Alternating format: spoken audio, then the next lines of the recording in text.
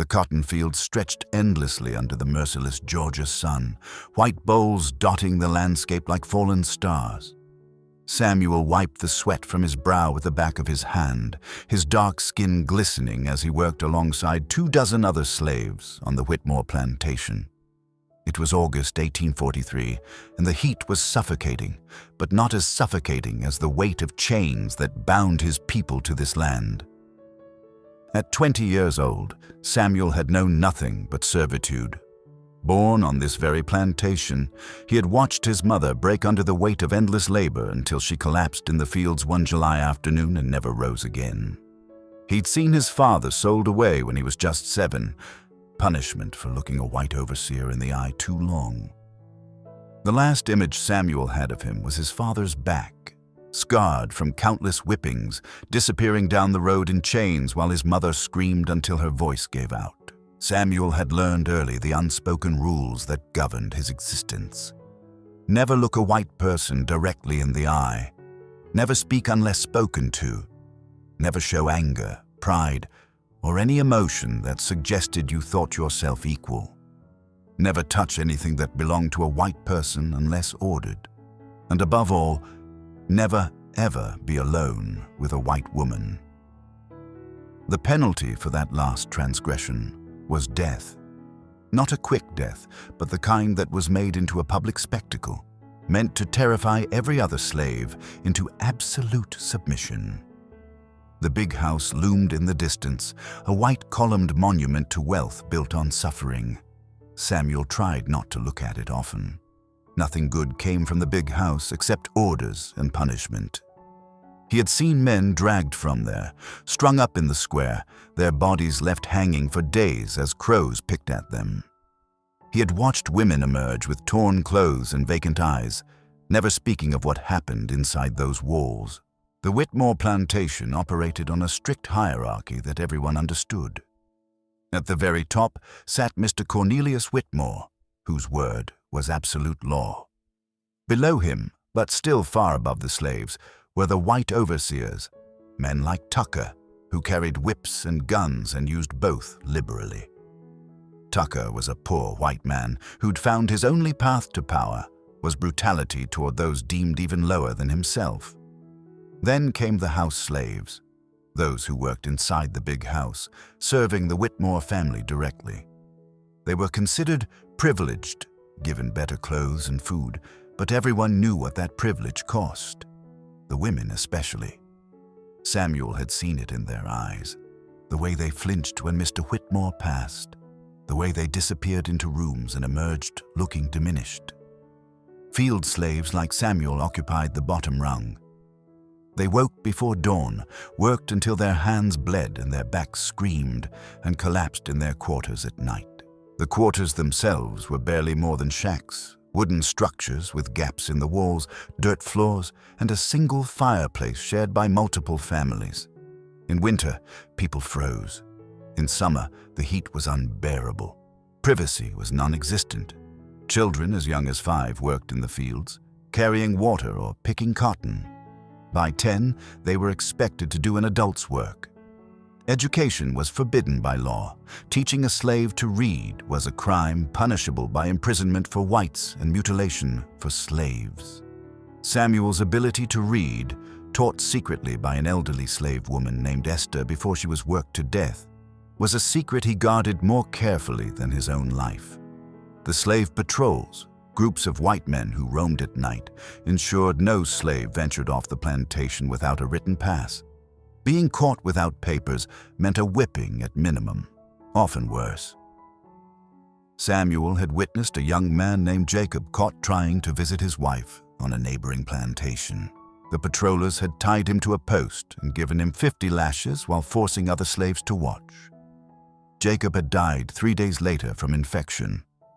Madeline Whitmore stood at her bedroom window, watching the slaves work in the distant fields. At 25, she was considered a beauty. Golden hair styled in elaborate ringlets, pale skin protected obsessively from the sun, a waist cinched to an fashionable 18 inches by her corset. She had thought marriage would bring happiness, perhaps even love. Instead, She had found herself trapped in a gilded cage, her body as much property as the slaves working her husband's fields. Mr. Cornelius Whitmore was 52, a man who viewed his wife as another possession, like his land, his slaves, his hunting dogs. Their wedding night had been brutal. He'd taken her virginity with the same sense of ownership he'd take a new horse for a ride, caring nothing for her pain or fear. In the 3 years since, their marriage bed had become a place of duty and disgust. He came to her room when drunk, used her body roughly, and left without a word. She had learned not to cry until he was gone. Worse were the nights she heard him stumbling toward the slave quarters. Everyone knew, the whole plantation knew, that Mr. Whitmore took what he wanted from the enslaved women. His wife was expected to pretend she didn't notice, to maintain the fiction of genteel Southern society.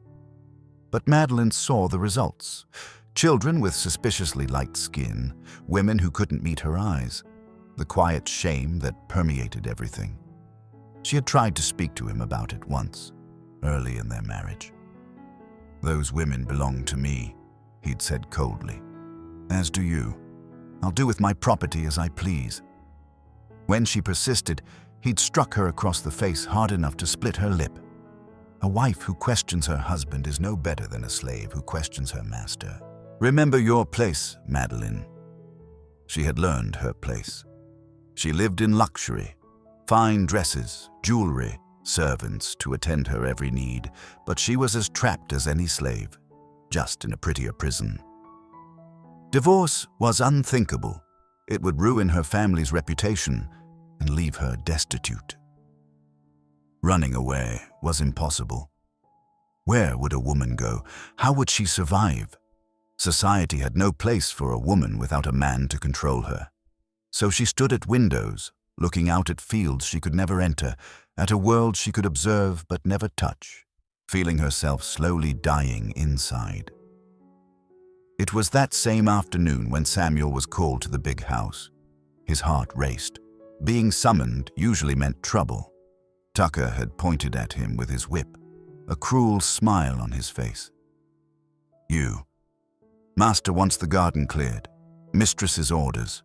And boy, you mind your manners up there. Keep your eyes down.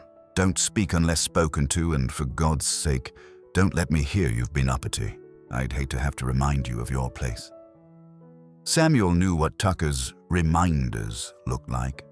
He'd seen men tied to the whipping post, backs flayed open until white bone showed through. He'd heard the screams that echoed across the plantation, designed to terrify everyone into submission. He approached the house with trepidation, tools in hand, entering through the back entrance reserved for slaves. Even the architecture of the house reinforced the hierarchy. Grand front doors for white guests, narrow back stairs for servants. The house slaves moved silently, eyes down, their movements practiced and careful. One woman, Clara, was maybe 16, already carrying her third child.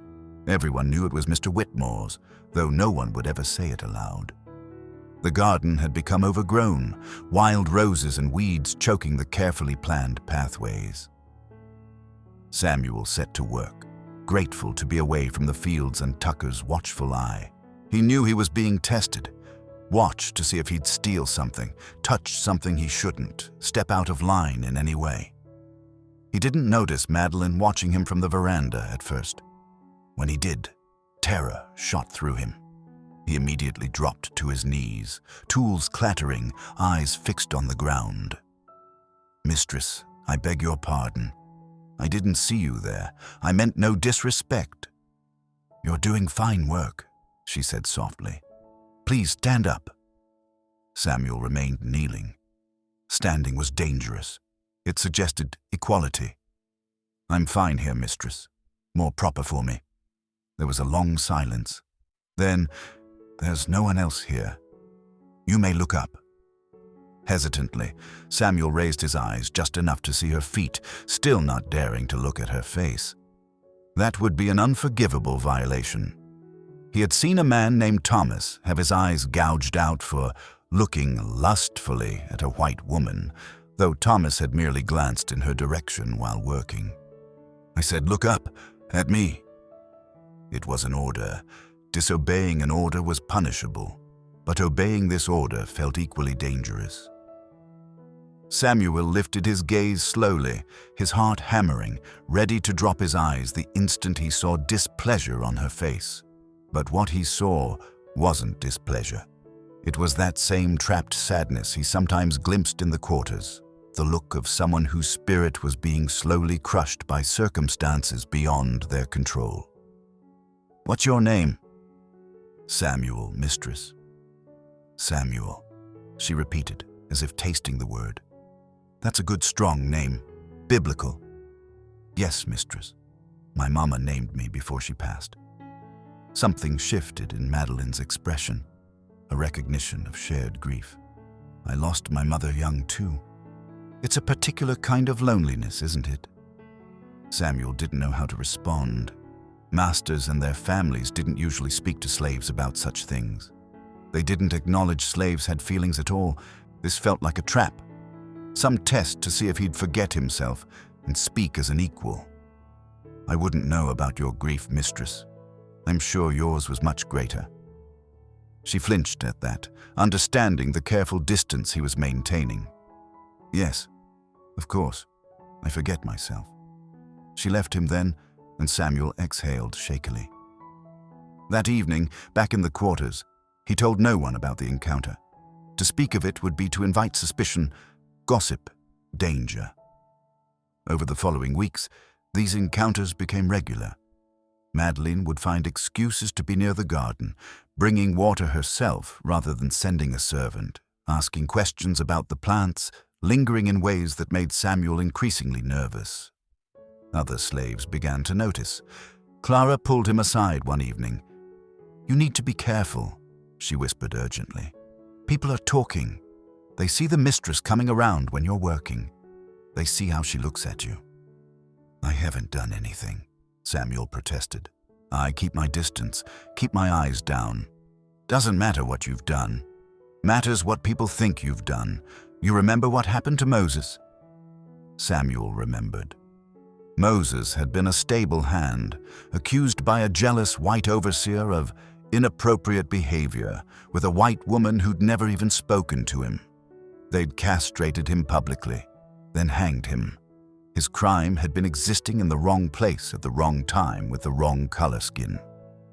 "What am I supposed to do? She orders me to tend the garden. I can't refuse." "No, but you can be more careful. Make sure there are always witnesses. Never be alone with her. And Samuel." Clara's voice dropped even lower. "Stop talking to her. I heard from Jenny that you've been having conversations, talking about books, about ideas. That's not your place. That's dangerous." She was right, of course. But the conversations had become the only bright spots in Samuel's existence. Madeline had discovered he could read, a shock that had almost made her cry out. She'd smuggled books to him, hidden in the garden shed. They discussed philosophy, poetry, forbidden ideas about freedom and equality. For those brief moments, Samuel felt like more than property. He felt human. But humanity was a luxury slaves couldn't afford. The plantation's social structure made these encounters even more perilous. The house slaves resented Samuel, a field slave, getting the mistress's attention. The field slaves were suspicious, worried that Samuel's privilege would somehow harm them all. And the white overseers watched everything with cruel anticipation, hoping to catch him in a violation they could punish. Tucker especially seemed to be waiting for an excuse. He'd cornered Samuel twice, breathing whiskey fumes and menace. "You're getting awful comfortable up at that big house, boy. Forgetting yourself, maybe? Need me to remind you what you are?" "No, sir. I know exactly what I am." "Do you? Because I think you've been getting ideas, thinking maybe because the mistress is nice to you that makes you something special, but you're just another nugger, boy. Don't you forget it." The word was meant to strip away any dignity, any sense of self. It was used constantly, casually, a verbal whip to keep slaves in their mental chains, even when physical ones weren't present. Autumn arrived, painting the plantation in golds and crimsons. Mr. Whitmore spent increasing time away, traveling to Savannah on business. The plantation operated on credit, like most Southern estates, and maintaining the illusion of wealth required constant negotiation. In his absence, Tucker's cruelty intensified, as if he needed to prove his authority without the master present. One evening, Samuel witnessed Tucker drag a young woman named Sarah behind the overseer's cabin. Her screams echoed across the quarters, but no one moved to help her. To intervene would mean death. When she emerged an hour later, her dress torn and blood on her thighs, everyone pretended not to see. That was survival. Selective blindness to horrors you couldn't prevent. Samuel felt rage burning in his chest, but rage was another luxury slaves couldn't afford. Anger got you killed. So he swallowed it, let it join all the other swallowed angers, all the accumulated injustices that had nowhere to go. That night, unable to sleep, Samuel went to the garden to lose himself in work. He heard crying, soft, broken sobs that made his chest tighten. Following the sound was foolish, dangerous, but he couldn't stop himself. Madeline sat in the gazebo, her face buried in her hands. Her dress was torn at the shoulder, and even in the moonlight, Samuel could see the bruise forming on her cheek. She looked up when she heard footsteps, her eyes red and swollen. "I'm sorry, mistress. I shouldn't be here. I'll leave immediately." "No, stay, please. I can't bear being alone tonight." Every instinct screamed at Samuel to run. This was exactly the situation that got slaves killed. Alone with a white woman at night, when she was vulnerable. If anyone saw them, if anyone even suspected impropriety, he would die horribly. They wouldn't just hang him. They'd torture him first, make an example of him, cut off pieces of him while he still lived.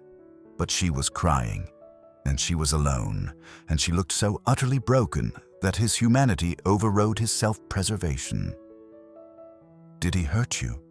Samuel asked quietly, maintaining a careful distance, ready to flee at the slightest sound. Madeline pulled her sleeve down quickly, trying to hide more bruises on her wrist and arms. "It doesn't matter." "It matters." "Does it? I'm his wife, his property. He can do whatever he wants to me, just like he does whatever he wants to his slaves. There's no law to protect me, no authority I can appeal to. My own father would tell me it's my duty to submit." Their eyes met, and something unspoken passed between them. An understanding, a recognition of shared powerlessness in a world structured around the absolute authority of white men over everyone else. "This is madness," Madeline whispered. "You being here with me like this. If anyone saw us, they'd kill you. Slowly, horribly. Make it last days." "I know. They'd probably punish me too. Lock me away in an asylum. Tell everyone I'd gone mad. Take away any children I might have." "I know that too."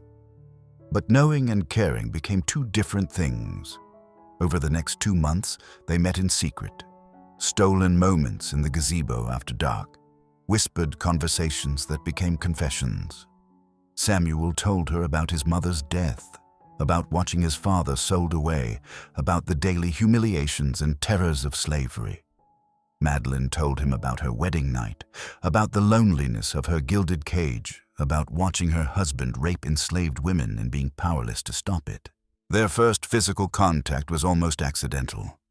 Madeline reached for Samuel's hand, seeking comfort, and he didn't pull away.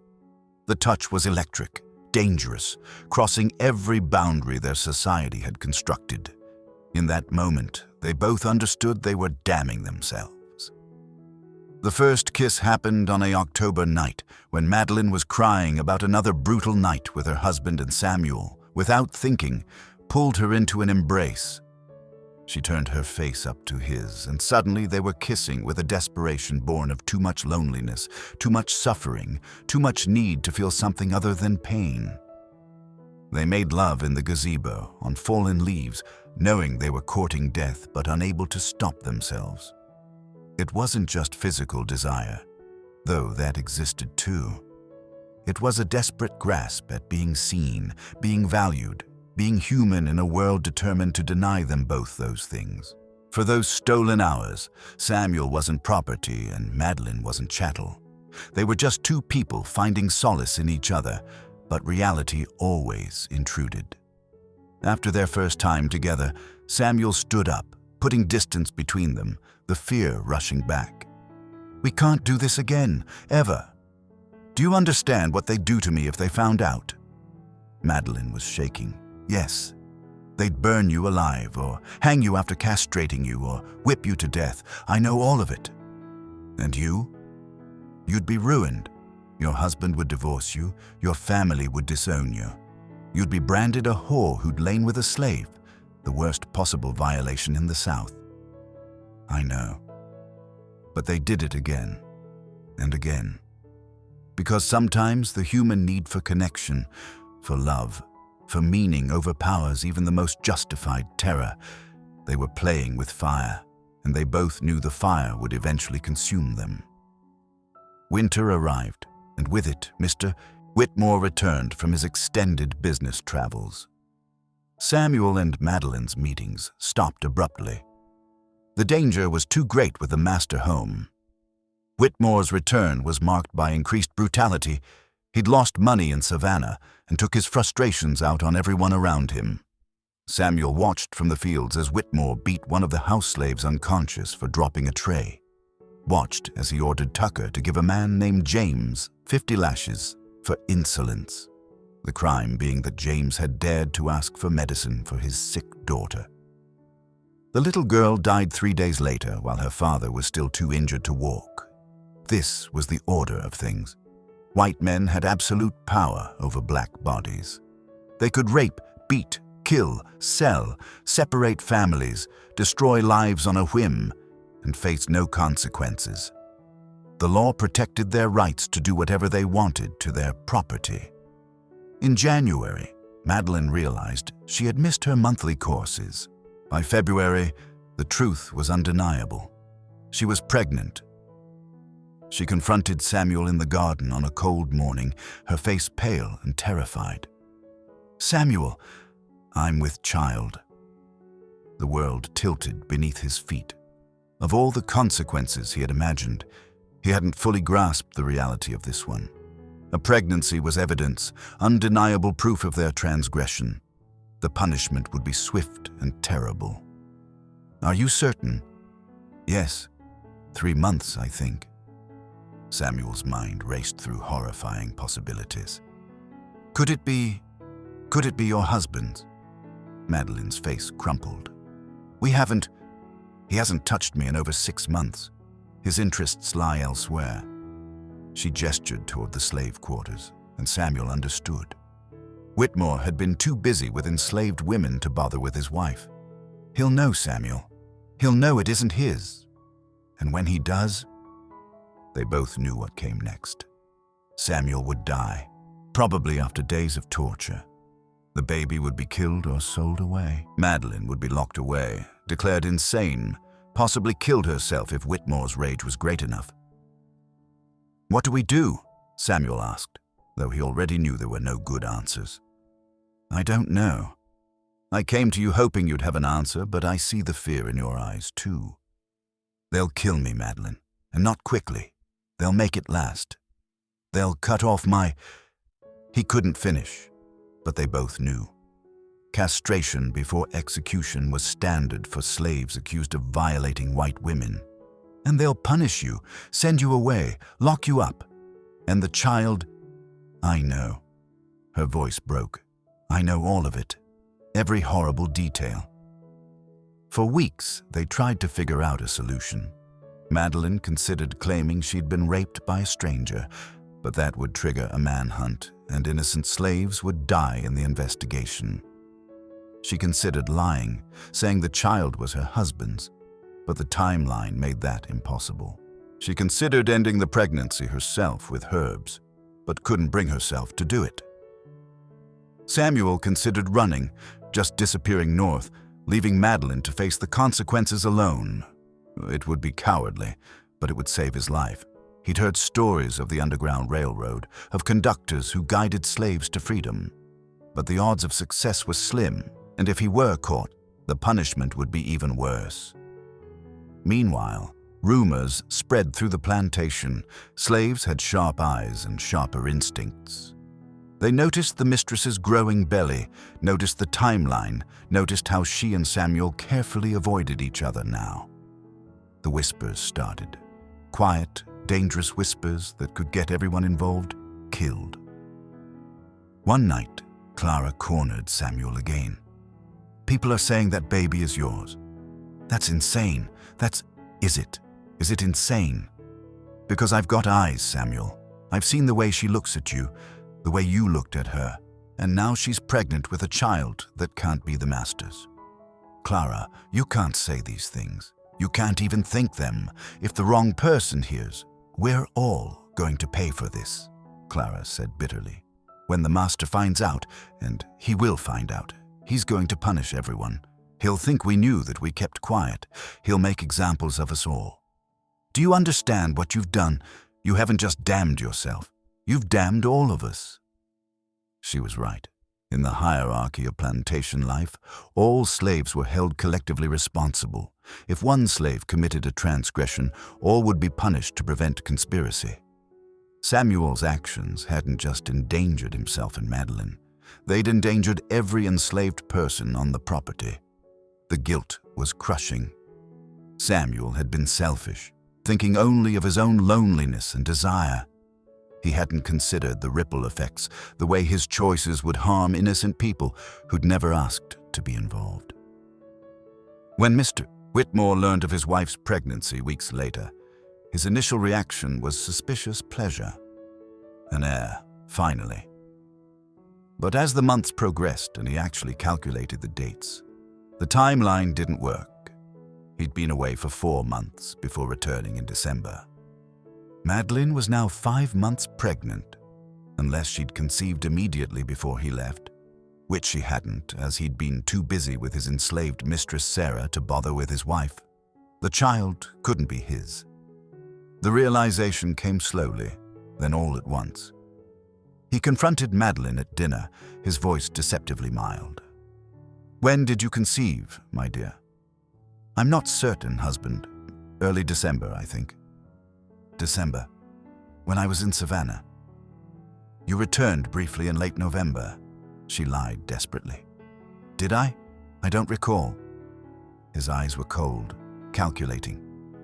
"You seem anxious. One would think you weren't pleased about the child." "I am pleased. I'm simply unwell. The pregnancy has been difficult." He stood slowly, walking around the table toward her. Madeline flinched and he smiled, a cruel smile that held no warmth. "Who is the father, Madeline?" "You are, Cornelius. The child is yours." His hand shot out, grabbing her throat. "Don't lie to me. I've been calculating the dates. This child cannot be mine, so I'll ask you again. Who is the father?" Madeline couldn't breathe, couldn't speak. He released her, letting her collapse, gasping into her chair. "If you won't tell me, I'll find out another way, and when I do, there will be consequences you cannot imagine." He began watching everyone suspiciously, looking for guilty faces, for signs of conspiracy. He questioned the house slaves, terrifying them into silence. None of them would admit to anything. To do so would be suicide. Then he called Samuel to his study. The room was designed to intimidate. Dark wood paneling, mounted animal heads, weapons displayed on the wall. Whitmore sat behind his desk, a pistol lying casually within reach. Samuel stood with his head down, trembling. "You've been working around the house," Whitmore said, circling Samuel like a predator. "My wife seems familiar with you." "I work the garden, sir." "As ordered." "Have you spoken to her? Have you been alone with her?" "Only briefly, sir. She sometimes asks about the plants. I answer respectfully and keep my distance." "Have you touched her?" Samuel's heart hammered so hard he thought it might break through his ribs. "No, sir. Never, sir. I would never. I know my place." Whitmore's hand shot out, grabbing Samuel's jaw painfully, forcing his head up. "Look at me, boy. Look me in the eyes." Samuel obeyed, terrified. Looking a white man in the eyes was usually forbidden, but this was an order. "Are you the father of my wife's child?" "No, sir. I swear before God I've never touched your wife. I wouldn't dare." Whitmore stared into Samuel's eyes for a long moment, searching for deception. Samuel forced himself to hold the gaze, to project innocence and terror, which wasn't difficult, as the terror was real. Finally, Whitmore released him, shoving him backward. "You'd better be telling the truth. Because if I discover any slave on this plantation has touched my wife, I'll make an example of him that will be remembered for generations. I'll cut off his cock and balls and make him eat them. I'll peel the skin from his body while he's still alive. I'll let him hang for days, dying slowly in agony. Do you understand me, boy?" "Yes, sir." "Get out of my sight." Samuel fled, his legs barely holding him. He denied it. He'd looked Madeline's husband in the eye and denied their child. The shame was overwhelming, but the alternative was death. Not just his own, but potentially Madeline's and the baby's too. That evening, Madeline found him in the garden, risking everything for one last conversation. "He questioned you?" "Yes. I denied everything." Tears streamed down her face. I know you had no choice." I looked him in the eyes and lied. "I denied you. I denied our child. You survived. That's what matters." "Is it?" Samuel's voice was anguished. "What kind of man does that make me? What kind of father?" "A living one. Samuel, if you'd confessed, he would have killed you. Horribly. He described to me what he'd do: castration, flaying, burning, and he'd force me to watch. He'd make it last days. Is that what you want? To die screaming while I watch?" Samuel felt torn in two. She was right about the consequences. Whitmore's threats weren't empty. He'd witnessed similar punishments himself. Last year, a slave on a neighboring plantation had been accused of raping a white woman. They'd castrated him publicly, then hung him over a slow fire, letting him burn from the feet up. His screams had echoed for hours while white families brought picnic baskets to watch. That was the reality of their world. White supremacy wasn't just enforced through law. It was enforced through spectacle, through torture designed to terrify other slaves into absolute submission. Every lynching, every burning, every castration was a message. This is what happens when you forget your place. "What life does the baby have anyway?" Samuel asked desperately. "What kind of future? A mixed child in the South? He'll be neither one thing nor another. White people will despise him. Black people won't fully accept him. What are we giving him except suffering?" "Life," Madeline said fiercely. "We're giving him life. Maybe that's enough." But they both knew it wasn't. June arrived with oppressive heat. Madeline went into labor on a sweltering afternoon, her screams echoing through the big house. Mr. Whitmore paced below, drinking whiskey, his face dark with suspicion and rage. The midwife, Ruth, attended her. Ruth was one of the oldest slaves on the plantation, maybe 60, with sharp eyes that saw everything. She'd delivered hundreds of babies, including many of mixed race, products of white masters raping enslaved women. She knew what she'd find before the baby even emerged. After hours of labor, the child was born, a boy, small but healthy, with a piercing cry that announced his arrival to the world. Ruth cleaned him, wrapped him, her face carefully neutral.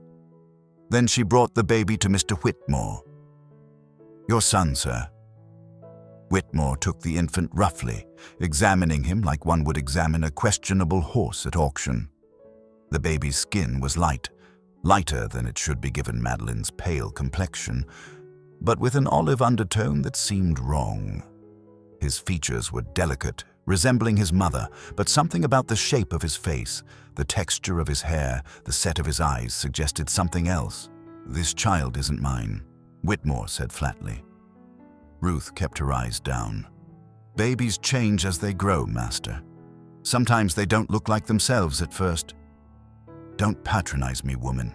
I know what I'm seeing.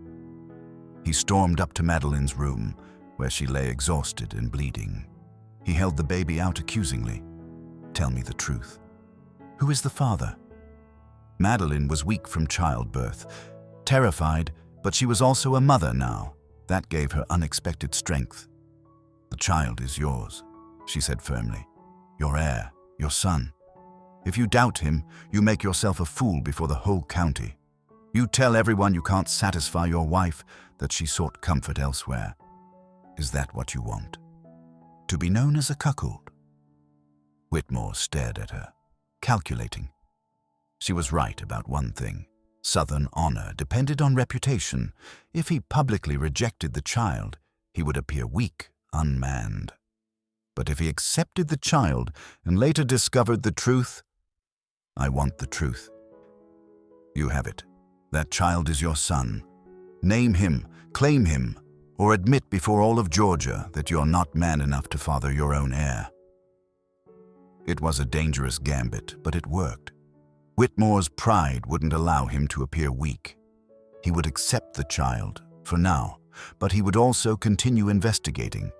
And when he found proof, he named the boy James after his own father, as if the name itself could make the child legitimately his.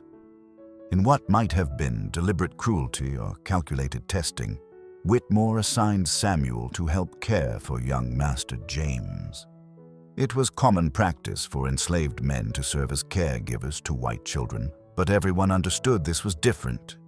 Tucker delivered the news with barely concealed glee. You're to help with the young master. Change him, feed him, watch him at night. Should be easy work for you, boy, unless you've got some reason to object. Samuel wanted to refuse, to invent excuses, but that would only deepen suspicions. No objection, sir. So Samuel found himself in the impossible position of caring for his own child while pretending no connection existed. The other slaves watched him carefully, some with sympathy, others with resentment. Clara pulled him aside again.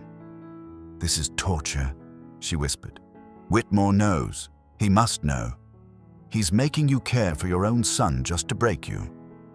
Maybe. Or maybe he's testing me, watching to see if I show any sign of attachment. Then you'd better be the coldest man alive. You'd better treat that baby like he means nothing to you, like he's just another master's child you're obligated to serve. For the first 2 weeks, that's exactly what Samuel did. He changed diapers mechanically, fed the baby without looking at him, performed every duty with the blank expression of a servant doing an unpleasant task. It was agony, but it was survival. Other slaves on the plantation watched this drama unfold with a mixture of horror and helplessness. They understood what was happening, could read the subtext in every interaction, but speaking of it was impossible. Even among themselves in the quarters, the topic was too dangerous. If anyone said anything, even in sympathy, it could reach the wrong ears and doom them all. The social structure of slavery meant everyone was both victim and potential informant. Whitmore would reward slaves who reported on each other with small privileges, extra food, lighter work, the promise not to sell their children. This system turned the oppressed against each other, making solidarity nearly impossible. Sarah, the woman Tucker had raped, approached Samuel one evening. "I'm sorry," she said quietly, "for what you're going through. I don't know what you mean." "Yes, you do. We all know. We've all known since the mistress started showing, but none of us will say anything. Not because we're protecting you, we can't protect you, but because if this explodes, we all burn." Her words captured the terrible truth. The enslaved community understood Samuel's situation and sympathized with it, but their own survival depended on maintaining collective silence. They couldn't support him openly, couldn't offer help or comfort because doing so would implicate them in his transgression. It was late August, nearly 3 months after James's birth. Samuel was alone with the infant in the nursery. Madeline was resting, and Ruth had stepped out to prepare milk. James was fussing, and Samuel picked him up reluctantly, holding him at arm's length. "Hush now, your mama needs her rest." The baby quieted, looking up at Samuel. And Samuel, despite all his efforts, all his determination to remain detached, looked back. The eyes staring up at him were unmistakably his own. Dark, with amber flecks that caught the light, shaped just like Samuel's eyes, like his mother's eyes, like his grandmother's eyes before her. The shape of the infant's ears, the curve of his brow, even the way his tiny hands moved. These were Samuel's gestures, his features, undeniable even in a face still forming, and in that moment, something broke open in Samuel's chest. This was his son, his child, blood of his blood, a piece of himself made real in the world. He thought of his own father, sold away without even getting to say goodbye. He thought of all the enslaved fathers who'd watched their children torn from their arms, sold south to harsher plantations, never to be seen again. He thought of the children he'd seen born into slavery, starting life already trapped, already doomed to suffering. This child would have a different fate, not because he'd be free, but because he'd be raised as white. He'd grow up privileged, educated, inheriting everything Samuel could never have. But he'd never know his real father. He'd never understand where he came from or what sacrifices had been made for him. Tears fell before Samuel could stop them, splashing onto the baby's swaddling. James reached up with tiny, perfect fingers, grasping at Samuel's thumb. The grip was strong, determined, and Samuel felt his heart break completely. "I'm sorry," he whispered. "I'm so sorry. I denied you. I denied your mama. I was so afraid. I forgot what it meant to be brave. I was so focused on staying alive, I forgot what it means to live." The baby cooed, and Samuel felt the full weight of his cowardice crash over him. Madeline had risked everything, her marriage, her standing, her safety, even her life. She had protected their secret through interrogation and suspicion, had given birth knowing the child could doom her. What had Samuel done? He'd survived. He'd kept his head down. He'd denied them both. He heard footsteps and quickly composed himself. Wiping his eyes, Ruth entered, taking in the scene with her knowing gaze. She said nothing at first, just began preparing the infant's milk. Then, quietly, "You see it now. Can't unsee it once you really look." "What do I do, Ruth? How do I live with this?" The old woman sat down heavily, her body worn from decades of labor. "My first child was sold away when she was 5. Master's son, though his wife never knew or maybe just pretended not to. They took her south, Georgia to Louisiana, and I never saw her again. That was 35 years ago, and I still see her face every night before I sleep. Little Lucy, crying for her mama." She paused, her eyes distant. "I had 3 more babies after, and I loved them fierce, but that first one, she took a piece of my heart with her I never got back. You asking me how to live with it? You just do.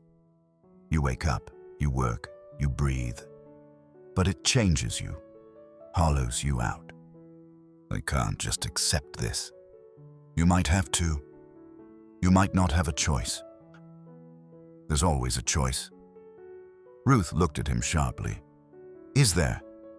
You think you can choose to claim that child? You think you can look Mr. Whitmore in the eye and say, 'That's my son'? You'd be dead before sunset, and then what happens to the boy? To his mama? Your choices don't just affect you, Samuel. That's the cruelty of it. Our choices always hurt other people too." She was right, but Samuel couldn't accept it.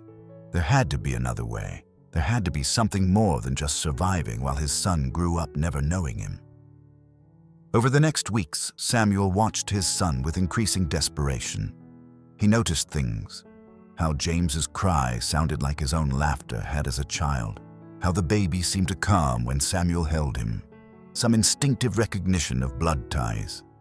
He saw Madeline's pain too, the way she looked at him with apology and longing, wishing things could be different. They couldn't risk talking openly, but Madeline left notes for Samuel hidden in the garden. Desperate pleas written in careful handwriting, easily destroyed if discovered. "I can't bear this. Watching you care for him but never acknowledge him. He's ours, Samuel, ours, not Cornelius's. When will we stop pretending?" Samuel wrote back, his crude handwriting betraying his limited education. "Never. If we stop pretending, we die. He dies. Is the truth worth that?" But as he wrote those words, he realized he didn't believe them anymore. Some truths were worth dying for. Some truths were worth any cost. He began making careful inquiries about the Underground Railroad. There was an old man on a neighboring plantation called Old Moses who was rumored to have connections. It took Samuel 3 visits, each one risking punishment for being off his plantation without papers, before Moses agreed to meet him properly. They met in a hollow tree deep in the swamp, far from any patrol route. "You understand what you're asking?" Moses said, his weathered face grave. "The journey north is dangerous. Maybe 1 in 4 makes it. Rest get caught, get killed, get sold even further south. You want to risk that?" "I have to. And you're talking about bringing a white woman and a baby? Boy, that's impossible. A black man traveling alone can sometimes pass as a free man with forged papers. But a white woman and a mixed baby? You'd be caught within days. Every slave patrol from here to Pennsylvania would be hunting you." "Then what do I do?" Moses studied him. "Why run? You're alive. You've got it better than most, working in the garden instead of the fields. Some men would count that as lucky." "Lucky?" Samuel's voice was bitter. "I've got a son I can't claim, a woman I love who's trapped in hell. I have to watch my child every day knowing he'll grow up thinking his father is a man who didn't make him. That's not lucky. That's torture. Maybe, but it's also life. This is the world we got, Samuel. We don't get to change it. We just get to survive it." "I can't accept that." "Then you're going to die trying for something impossible. And when you die, your woman loses you, and your son loses whatever protection you can give him by staying alive. You really want that?" Samuel had no answer. Moses was right. Running was almost certainly death. But staying was death too. Just slower, spread out over years of watching his son from a distance, never able to be a father, never able to claim his own blood. The decision crystallized on an October evening when Samuel witnessed something that shattered his remaining resolve to stay silent. Mr. Whitmore had guests, other plantation owners from neighboring properties. They sat on the veranda drinking whiskey while slaves served them, discussing business and politics.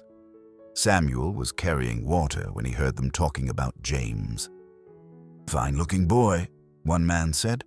"Got your wife's coloring."